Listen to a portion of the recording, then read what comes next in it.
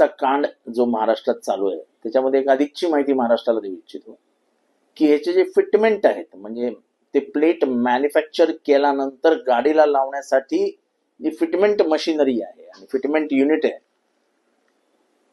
ते कोणी घेतलं याची चौकशी सरकारने करावी. ते कोणाकोणाला मिळाले याची चौकशी सरकारने करावी. 20 लाख रुपये कॅश घेऊन हे फिटमेंट एजन्सीज देण्यात आलेले आहेत.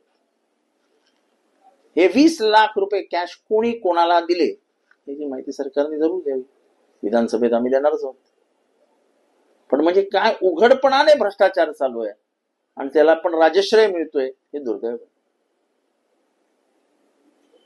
आणि मी आजही सांगतो की याच्यात मंत्र्यांचा खेळ कमी आणि अधिकाऱ्यांचा खेळ जास्त.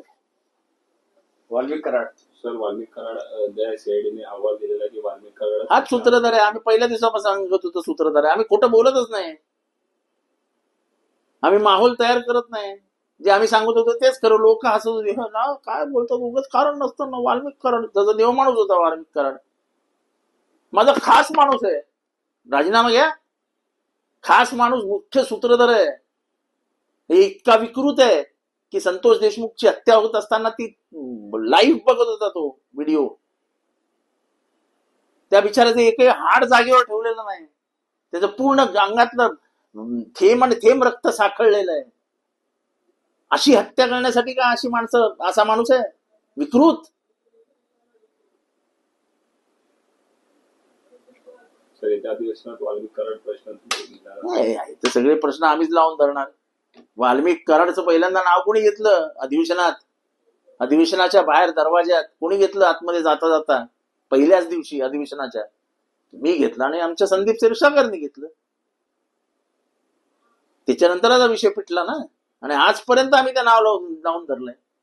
आणि आम्हाला आनंद आहे की ह्या पाठपुराव्यामुळे सरकारला नमावं लागलं आणि तपास योग्य रीतीने चालू आहे. पण अजूनही मी सांगतो की बीडमध्ये इतक्या हत्या झाल्यात की त्याचा तपास करण्यासाठी जो चौकशी आयोग नेमलेला आहे या प्रकरणाची चौकशी करण्यासाठी त्याचा स्कोप वाढवा. त्याच्या हातात अधिकार द्या आणि इतर हत्यांचीही चौकशी करा. लवकरच कळेल आकाचा आका कोण आहे. महाराष्ट्रातील ताज्या बातम्यांसाठी बघत रहा टाइम्स टुडे टीव्ही. सोबतच शेअर करा, सबस्क्राईब करा आणि बेल आयकॉन प्रेस करा.